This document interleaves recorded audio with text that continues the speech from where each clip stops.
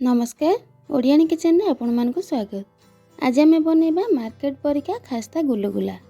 एटा को गरम गरम घुगुनी सहित खाइले बहुत ही बढ़िया लगी थाए। तेणु भिडियोटी को आदौ स्किप न करी शेष जाए देखंतु।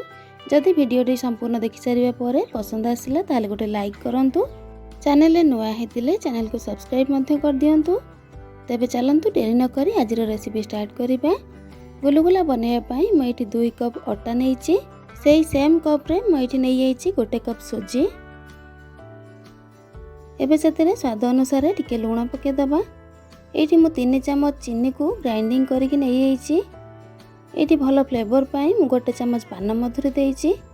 3 चम्मच रिफाइंड ऑयल देइछि। एठी गोटे पिंच खाइबा सोडा दे सब को भलो भाबरे टिके गोळेई नबा। एटा को हाथ रे 2 रु 3 मिनिट भलो भाबरे हमें एम्ति गोळेई नबा। सब किछि भल भाबरे मिक्स हो जिबा दरकार।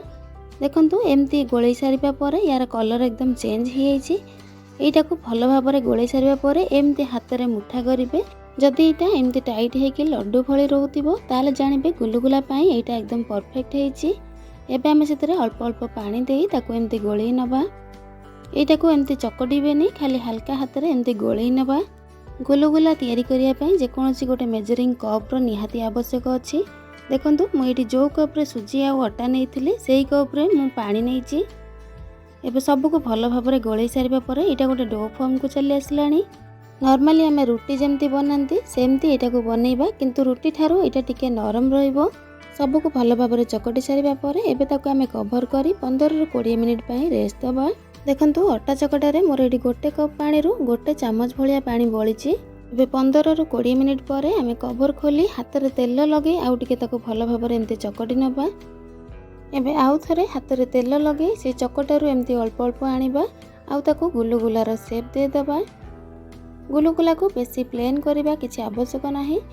एम्ति हाथ रे जतिकी प्लेन हेई परिबो सेतिकी करंतु, बेसी प्लेन करिबा किछि भी आवश्यक नाही। एम्ति करी हमें सबतक गुलुगुला को एम्ति तयारी कर नबा। गुलुगुलार साइज को छोटो किंबा बड़ो सेटा आपण निज हिसाब रे करि परिबे। एठी मु गुलुगुला पई तेल गरम कर नैछि। तेल को मु एठी मीडियम फ्लेम रे गरम करछि। देखंतु प्रथमे मु एठी गोटिए बॉल सेतरे पके कि देखिली। बॉल टी को पके सारिबा परे देखंतु हल्का हल्का बबल सेतरे आसिला। ए तेलटा गुलुगुला बनेया पई एकदम परफेक्ट अछि। एबे हमें गढ़ी रखिथिबा गुलुगुला को सेतरे पके दबा। गैस रो फ्लेम को मु एठी मीडियम रे रखिछि। 1 रु 2 मिनिट जीवा परे हमें गुलुगुला को ता जगारू टिके एपट सपट कर दबा। गुलुगुला को केबे भी हाई फ्लेम रे फ्राई करिवेनी, सब बेले लो टू मीडियम फ्लेम रे ही फ्राई करिवे। देखंतु एठी 5 मिनिट पाखापाखि मु फ्राई करिबा परे गुलुगुला केमती मन को फाटी फाटी आसिलानी। एटा को देखि कि आपण जानि परथिबे जे एटा केते खास्ता बनेछि। एथरे बेसी मु खाइबा सोडा देई नै, मात्र गोटे पिंच ही देइछि। अधिक खाइबा सोडा देले हमर गुलुगुला अधिक खास्ता है तेल रे सब फाटी के खोली जाय थाए आ गुलुगुला परफेक्ट बनि न थाए। देखंतु ए गुलुगुला टी केते परफेक्ट बनिछि। गुलुगुला एमते दुई पट जाको गोल्डन ब्राउन हे जिबा परे हमें ताको तेल रो बाहर करि आनिबा। देखंतु एरी मु अल्प खाइबा सोडा देथिली सेति पय हमर गुलुगुला गोटे भी खोली नै, सब एकदम गोटी गोटी हेई रहिछि।